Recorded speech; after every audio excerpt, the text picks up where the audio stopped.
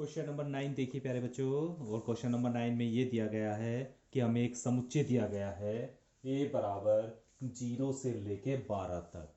ठीक है, 0 से लेके 12 संख्या तक हमें एक समुच्चय दिया गया है और एक रिलेशन दिया गया है पहले पार्ट में कि इस तरह से ऑर्डर पेयर बनाना है a और b के रूप में। और कंडीशन क्या है कि a माइनस बी का मॉडुलस 4 का गुणज है। तो प्यारे बच्चों, हम जब रिलेशन बनाएंगे तो हम देखेंगे जीरो और जीरो, क्योंकि जीरो में से जब आप जीरो घटाएंगे और उसका मॉडुलस लेंगे तो जीरो ही आएगा।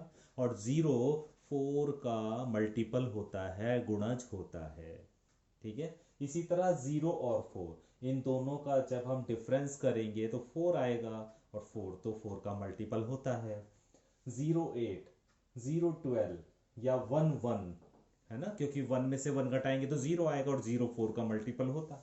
इसी तरह 15, वन में से फाइव को घटाएंगे तो फोर आ जाएगा और फोर फोर का मल्टीपल होता है। 19, 8 आ जाएगा, फोर का मल्टीपल। 26, फोर का मल्टीपल। घटाने पर देखो ये वाली कंडीशन, दोनों को घटाने पर उसका मॉडुलस लेने पर जो आए वो फोर का मल्टीपल होना चाहिए। तो देख लो, दो में से आप 10 को घटाइए तो मॉडुलस लेंगे तो 8 आ जाएगा, वो फोर का मल्टीपल है ही आपका। तो इस तरह एक रिलेशन हमने ले लिया है प्यारे बच्चों। अब देखेंगे वन वन है, बिल्कुल है। वन में से वन को आप सब्ट्रैक्ट करोगे प्यारे बच्चों तो जीरो आएगा, है ना। और जीरो तो फोर का मल्टीपल होता है, इसलिए इस कंडीशन को सेटिस्फाई कर रहा है। तो वन वन जो है वो इस रिलेशन में है, तो रिलेशन जो है वो कैसा होगा, स्वतुल्य। इसी तरह वन और फाइव अगर रिलेशन में है तो फाइव और वन भी होंगे। क्यों, देख लो, वन में से फाइव को घटाओ तो फोर आएगा, फाइव में से वन को घटाओ तो भी फोर ही आएगा। तो इसका मतलब वन और फाइव अगर रिलेशन में है तो फाइव और वन भी तो रिलेशन में है। इस अकॉर्डिंग इसके इसे सेटिस्फाई कर रहे हैं, तो रिलेशन जो है कैसा होगा, सममित होगा। इसी तरह प्यारे बच्चों, मैंने ले लिया टू और सिक्स हार को बिलोंग कर रहा है। देख लो, दो में से अगर आप छह को घटाएंगे तो फोर का मल्टीपल आ रहा है, नहीं आ रहा है। इसी तरह छह में से आप टेन को घटाएंगे तो फोर का मल्टीपल आएगा। तो टू और टेन भी तो आर को ही बिलोंग करेगा, क्योंकि टू में से अगर आप टेन घटाएंगे तो एट आएगा, उसका मॉडुलस भी लेना है, एट आएगा और वो तो फोर का मल्टीपल है। तो इसका मतलब टू और टेन भी तो रिलेशन में है। तो इसका मतलब क्या हुआ, अगर टू और सिक्स रिलेशन में है, सिक्स और टेन रिलेशन में है, तो टू और टेन भी तो रिलेशन में है। तो इसका मतलब क्या हुआ कि रिलेशन जो है वो संक्रामक है। देखो, ए बी रिलेशन में है, बी सी रिलेशन में है, तो ए और सी भी तो है रिलेशन में, ए और सी भी तो रिलेशन में है। तो इसका मतलब क्या हुआ, आर जो है या रिलेशन जो है वो संक्रामक है। तो जब ये तीनों कंडीशन आ गई हैं कि रिलेशन स्वतुल्य भी है, सममित भी है, संक्रामक भी है, तो कह सकते हैं हम कि रिलेशन जो है वो तुल्यता संबंध है।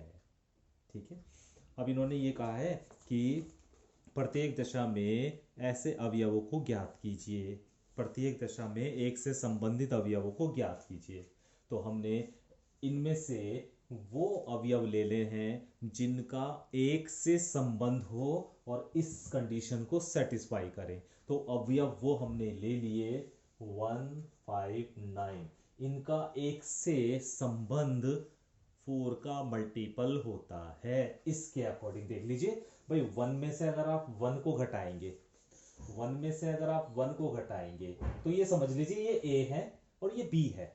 तो जब आप वन में से वन को घटाएंगे इस कंडीशन के अकॉर्डिंग तो जीरो आएगा, फोर का मल्टीपल हो जाएगा, है ना। या फाइव में से आप वन को घटाएंगे, फोर आएगा, फोर का मल्टीपल। या नाइन में से आप वन को घटाएंगे, इस कंडीशन के अनुसार फोर का मल्टीपल आ जाएगा। ठीक है, और ऐसी कोई कंडीशन नहीं है जिसे आप वन में से घटाने पर फोर का मल्टीपल प्राप्त कर पाएंगे। ठीक है, तो ये समुच्चय जो बना हमारा वो बना 1, 5 और 9 का, जिसका वन से संबंध रखता है, जो वन से संबंधित है। ठीक है प्यारे बच्चों, अब इसी तरह इसका एक और पार्ट दिया गया है, वो ये दिया गया है R equal to A B such that A जो है आपकी बी के बराबर दिया गया है। तो जब हम रिलेशन बनाएंगे तो यहाँ पर बहुत सारी कंडीशन मिल जाएंगी हमें वन वन, जैसे ये ए है ये बी है, तो वन वन ए और बी बराबर है दोनों, तो रिलेशन को सेटिस्फाई कर ही रहे हैं। क्योंकि इन दोनों को आप जब सब्ट्रैक्ट करोगे तो ये वाली कंडीशन भी लागू हो रही है और ये वाली कंडीशन भी लागू हो रही है, ए बराबर बी वाली। अभी ये कंडीशन हमें देखनी है, ये दोनों बराबर हैं, है ना, और ये आर में रिलेशन में, रिलेशन तो यही है, रिलेशन में है, तो इसका मतलब क्या है, रिलेशन जो है वो स्वतुल्य है। अब यदि प्यारे बच्चों ए और बी बराबर है तो बी और ए भी तो बराबर होगा। अगर ए और बी बराबर है तो बी और ए भी तो बराबर होगा। तो अगर ए और बी आर को बिलोंग करता है तो बी और ए भी तो आर को बिलोंग करेगा, है ना। तो जब ये कंडीशन होती है तो रिलेशन जो है वो सममित है। ऐसी तरह यदि देखो ए बी के बराबर है, बी सी के बराबर है, तो इससे क्या निकलता है कंक्लूजन कि ए और सी भी तो बराबर होंगे। यदि ए बराबर बी है, बी बराबर सी है, तो प्यारे बच्चों ए और सी भी तो बराबर होगा। तो आपने कहा ए और बी बराबर हैं, ये दोनों बराबर हैं, ये दोनों क्या हैं, बराबर हैं इस कंडीशन के अनुसार, ये आर को बिलोंग कर रहे हैं।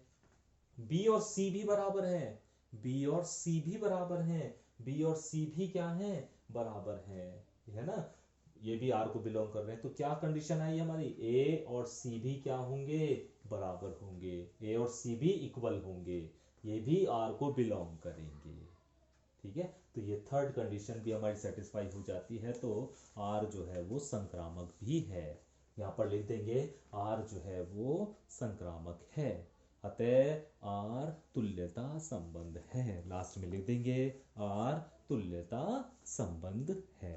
तो इस तरह प्यारे बच्चों हम क्वेश्चन नंबर 9 को कंप्लीट कर सकते हैं।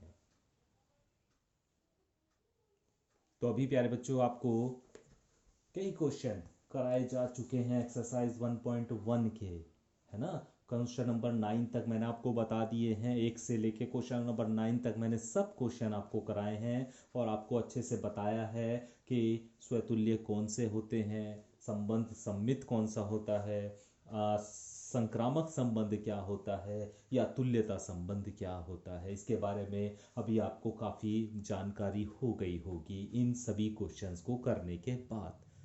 आगे के प्यारे बच्चों कुछ और क्वेश्चन दिए गए हैं, उन क्वेश्चंस को जैसे आपने अभी तक ये क्वेश्चन किए हैं उन क्वेश्चंस को आप खुद ट्राई करने की कोशिश करें, उन्हें खुद करने की कोशिश करें। ठीक है, आगे कुछ 4-5 क्वेश्चन और हैं, इसी तरह अच्छे से आप क्वेश्चन को पढ़ें, क्या उसमें रिलेशन दिया गया है उसे ध्यान में रखते हुए इन सवालों को आप आगे के सवालों को करने की कोशिश करें।